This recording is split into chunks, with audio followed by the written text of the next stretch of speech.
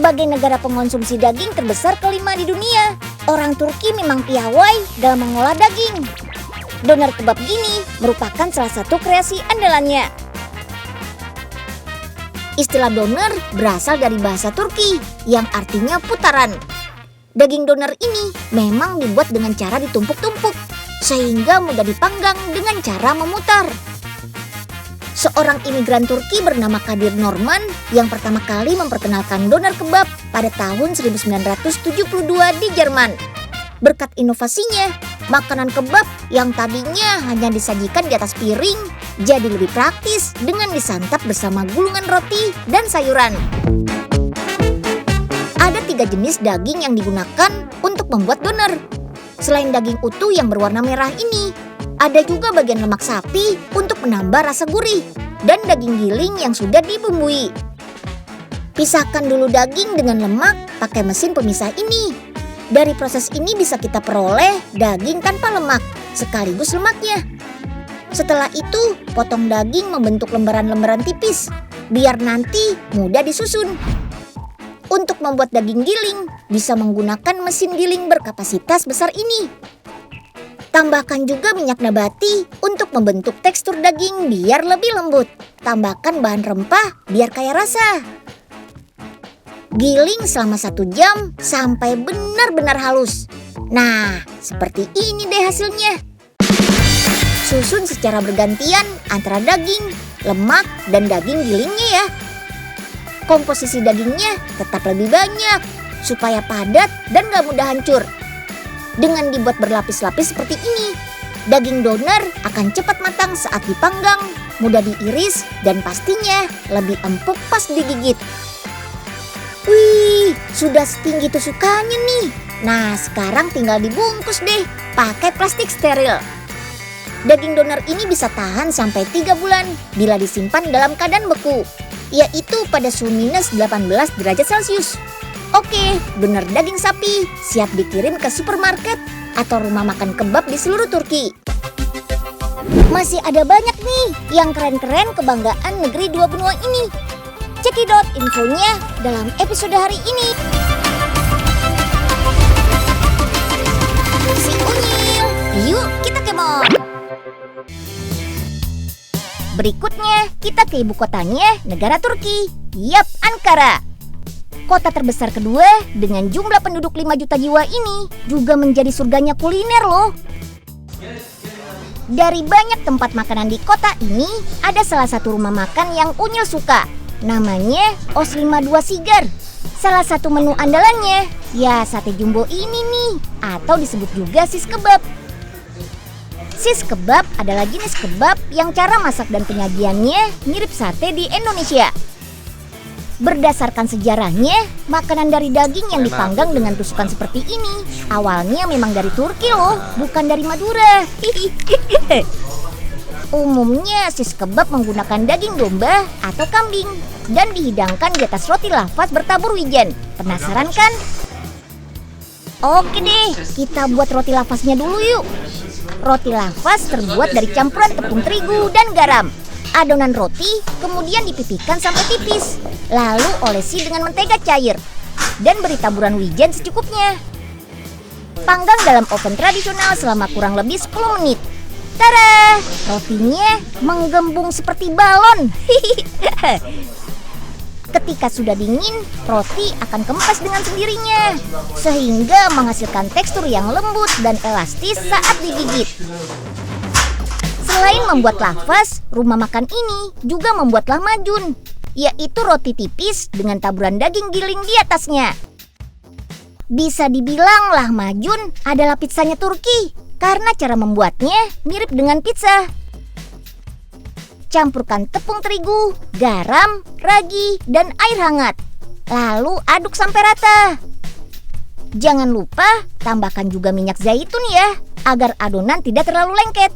Selanjutnya, ulen sampai adonan menjadi elastis. Setelah didiamkan selama kurang lebih 1 jam, bagi adonan menjadi bulatan-bulatan kecil. Lalu pipihkan. Untuk toppingnya, gunakan daging giling yang dicampur dengan irisan bawang bombay, potongan tomat, serta bumbu bawang putih dan garam. Tuang di bagian atas adonan, lalu ratakan. Panggang selama kurang lebih 10 menit dengan suhu di atas 200 derajat Celcius. Nah, seperti inilah hasilnya.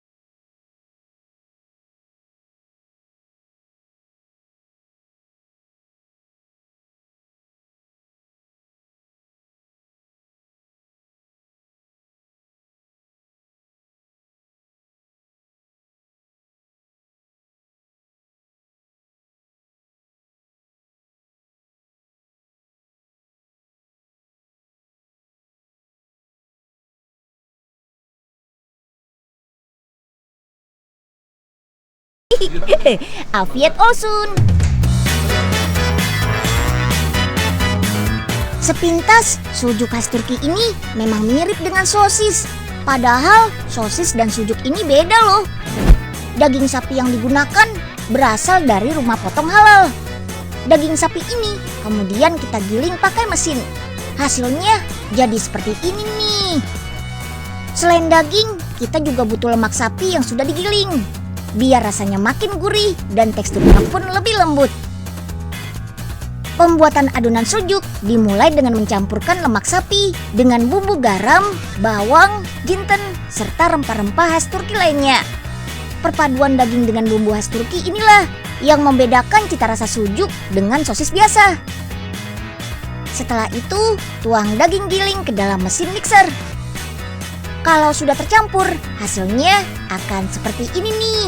Jadi bubur daging. Sekarang waktunya mencetak sujuk. Adonan daging akan kita isikan ke dalam selongsong pembungkus yang terbuat dari usus sapi.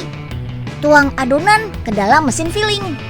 Setelah itu, mesin akan mengisikan adonan ke dalam selongsong secara otomatis. Nah, beginilah bentuknya. Melingkar dan ukurannya juga lebih besar dari sosis biasa. Selain bahan dagingnya halal, sujuk ini juga dibuat tanpa penyedap dan pengawet kimia loh. Jadi dijamin aman dan menyehatkan. Oke deh, sekarang waktunya memanggang sujuk dalam oven besar ini. Butuh waktu sekitar 48 menit sampai satu rak sujuk ini benar-benar matang. Setelah dipanggang, dinginkan sujuk yang masih panas dengan semprotan air ini. Karena tanpa bahan pengawet, sujuk ini harus dikemas dan disimpan dalam kondisi beku, biar bisa tahan sampai beberapa minggu. Buat yang belum pernah nyobain, sujuk ini rasanya lebih asin dibanding sosis biasa. Tapi ada juga yang dibuat pedas dengan menambahkan bumbu cabai. Orang Turki biasanya memanggang sujuk ini untuk disantap dengan roti, telur, ataupun keju. Den, kita nyari warteg aja deh. Perut Pak Oga kurang cocok sama makanan Turki. Iya Pak, Unyil juga udah tahu kok. Makanya Unyil ajak Pak Oga ke sini. Hah? Emang ini tempat apaan, Den? Ada deh. Pokoknya Pak Oga bakalan cocok deh sama makanan di sini. Beneran, Den? Beneran kok Pak. Tapi Pak Oga makannya jangan banyak-banyak ya. Nanti Unyil tekor lagi. Siap. Tenang aja, Den. Unyil, yuk kita kemon. Sebagai salah satu produsen gandum terbesar di dunia, gak heran kalau roti menjadi makanan pokok masyarakat Turki. Jenisnya ada banyak banget loh. Ada roti papatya yang berbentuk bunga, aneka kurabiye, sajian kue kering dengan berbagai rasa. Ada roti manis dengan taburan gula dan wijen. Ada roti pide, roti tradisional Turki yang bentuknya flat seperti pizza. Umumnya, seperti deh banyak kita temui saat bulan Ramadan. Terus ada roti lafas. Roti tipis memanjang ini paling enak disantap dengan parutan kasar atau keju khas Turki, serta irisan doner kebab maupun sis kebab. Dijamin enak banget deh. Meskipun jenisnya ada banyak, semua adonan roti ini dibuat dengan mencampurkan tepung terigu, air, sedikit garam, dan juga serbuk ragi.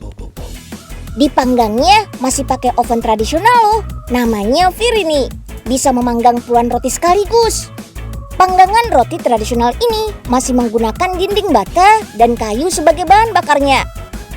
Karena panas yang dihasilkan oleh kayu bakar dan dinding bata lebih optimal untuk mematangkan roti secara merata. Nah, saking banyaknya roti di Turki, orang terbiasa bersedekah roti loh. Roti sedekah yang terkumpul di meja ini akan langsung dibagikan kepada warga yang membutuhkan secara cuma-cuma.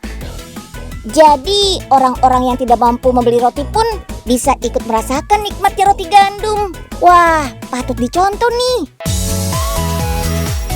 Nah, saat sarapan, orang Turki juga selalu menyertakan selai sebagai pelengkap roti gandum. Selai stroberi jadi salah satu favoritnya nih. Selai stroberi khas Turki ini dibuat dari buah stroberi yang berasal dari perkebunan yang ada di sekitar daerah Gaziantep dan wilayah Turki lainnya. Ah, pantas, segar-segar ya. Selain untuk pasar dalam negeri, selai stroberi ini juga bakal diekspor ke 40 negara di 4 benua. Makanya proses produksinya sudah canggih dan higienis banget. Jar atau toples kemasannya pun harus dipanaskan dulu biar steril. Penggunaan kemasan dari bahan kaca ini juga merupakan bagian dari standar keamanan industri pangan. Karena kaya akan vitamin C, buah stroberi sangat bagus untuk menjaga daya tahan tubuh agar kita tidak mudah sakit. Buah ini juga banyak mengandung antosianin yang merupakan zat fenol yang bersifat antioksidan. Urusan kuliner manis, Turki juga juaranya nih. Ada 3 sajian paling populer yang biasanya diburu saat Ramadan tiba. Pertama, baklava. Pastry renyah dengan isian manis yang menggugah selera. Variannya ada banyak. Ada baklava pistasiu, baklava coklat, baklava walnut, dan baklava berbentuk bendera Turki. Adonannya dibuat dari tepung terigu dan pati gandum. Yang khas nih, adonan ini bakal digiling setipis mungkin hingga menjadi filo pastry. Adonan tipis tembus pandang yang bisa menggelembung seperti balon. Butuh waktu 6 bulan loh untuk menghasilkan filo pastry ini. Selanjutnya, pastry tinggal disusun, diberi isian, dan dimatangkan jadi baklava deh. Makanannya para sultan, yummy. Kedua, Turkish Delight. Makanan sejenis permen jelly bertabur kacang walnut, kenari pistasiu gurih, dan juga gula. Rasanya dijamin manis dan enak. Bahan-bahannya menggunakan campuran air, asam sitrun, gula pasir, krim tartar, dan pati jagung. Untuk menambah rasa, ada tambahan air mawar dan aneka kacang-kacangan. Kacang pistasiu merupakan kacang favoritnya orang Turki nih. Karena selain enak, kacang yang berwarna hijau ini juga merupakan sumber vitamin B6 yang mampu memproduksi sel-sel darah merah dan putih untuk memperbaiki sistem imun tubuh. Kacang ini juga mengandung karbohidrat loh, pas banget kan dikonsumsi saat Ramadan.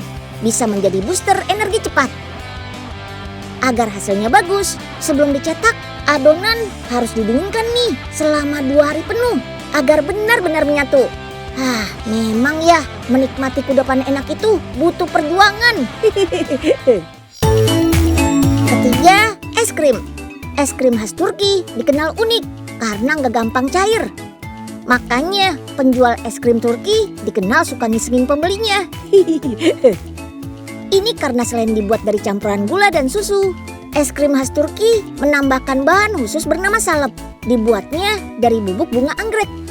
Inilah yang membuat es krim lebih keras dan lengket, sehingga tidak cepat mencair. Tapi nggak bakal merusak rasa es krimnya kok, tetap yummy.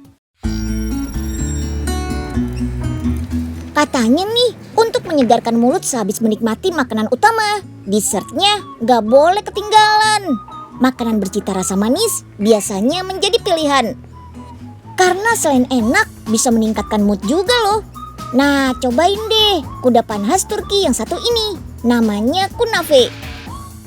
Ini dia bahan-bahan untuk membuat kunafe. Ada kadayif, butter, dan keju akawi. Ada satu lagi yang spesial. Nanti kunafenya dikasih taburan kacang pistasio. Kacang pistasio berasal dari biji buah Pistacia vera yang banyak tumbuh di daerah Timur Tengah.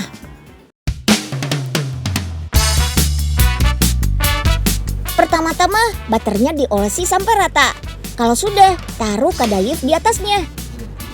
Kadayif merupakan bahan pembuat kunafe yang terbuat dari kulit pastry.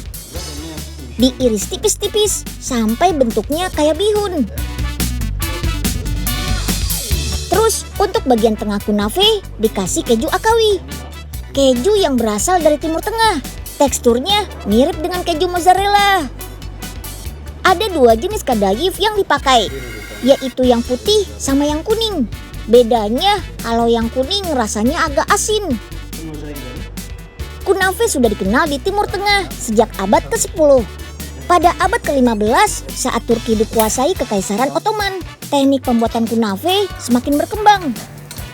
Waktunya dimasak pakai api kecil nih. Panasinya gak perlu lama-lama kok, sekitar 5 menit saja. Kalau warnanya sudah berubah, tandanya sudah matang. Jangan lupa tambahkan taburan kacang pistasio dulu ya. Ustadz Taufik dibantu sama asistennya bisa bikin sekitar 50 kunafe hanya dalam waktu kurang dari 1 jam. Menikmati kue kunafe ini enaknya pas masih hangat, waktu kejunya masih meleleh. Wah, sisa bahannya masih banyak nih. Ayo Pak Oga, sekarang giliran kita nih bikin kunafe. Iya Den, Pak Oga mau coba bikin juga. Siapa tahu nanti bisa buka restoran Turki di samping pos ronda, ya kan? Pak Oga bantuin tekan adonannya ya. Beres Den Unyil. Aduh, ternyata berat juga nih, susah diangkatnya. Waduh, maaf Pak Oga, Unyil nggak sengaja. Den Unyil nggak kira-kira nih. Jadi gatal-gatal dah kepala Pak Oga. Ya, maafin ya Pak. Tapi bagus tuh Pak. Jadi kayak tumbuh lagi rambut Pak Oga.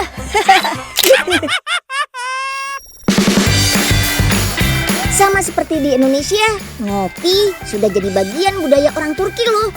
Bahkan orang Turki punya standar kenikmatan kopi sendiri. Seperti kata pepatah Turki populer yang bilang, kalau kopi harus sehitam neraka, sekuat kematian, dan semanis cinta. Nah, yang bikin kopi Turki terkenal adalah cara penyajiannya. Kopi Turki dididihkan langsung bersama cesve, pot tembaga panjang khusus untuk membuat kopi. Hasilnya adalah kopi pekat dan kental yang super nikmat. Meski mirip espresso, kopi Turki jauh lebih nikmat kalau diseruput sedikit demi sedikit ya, nggak sekali teguk ala espresso. Nah, generasi muda Turki punya cara tersendiri loh untuk menikmati kopi. Di sini kopi diseduh di kedai yang berkonsep laboratorium kimia. Wah, seru nih kayaknya. Mulai dari proses menyeduh hingga penyajian kopinya, melibatkan alat-alat yang biasa kita lihat dari lab kimia. Wih, unik ya. Nah, untuk mendapatkan cita rasa kopi yang enak dan pas, biji kopinya nggak cuma dari Turki aja loh, tapi didatangkan dari seluruh dunia, termasuk kopi Aceh. Di sini kita bisa memesan kopi hangat, dingin, ataupun tanpa ampas. Disediakan juga tambahan krimer, susu, dan coklat buat yang nggak suka kopi hitam. Buat teman minum kopi, juga disediakan kue-kue modern dan roti khas Turki. Yap, orang Turki memang terbiasa ngopi sembari ditemani makanan manis. Tujuannya untuk meminimalisir rasa pahit. Mantul! Si Unyil, yuk kita kemon!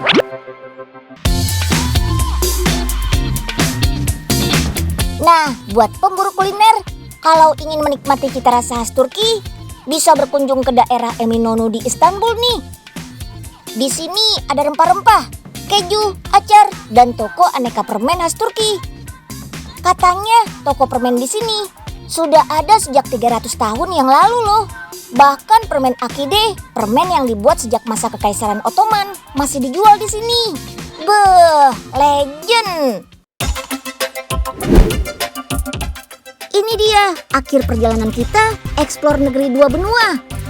Gimana? Seru kan? Tunggu petualangan seru lainnya dalam episode Unyilpedia selanjutnya ya. Dadah! Si Unyil anak pintar, informasinya super.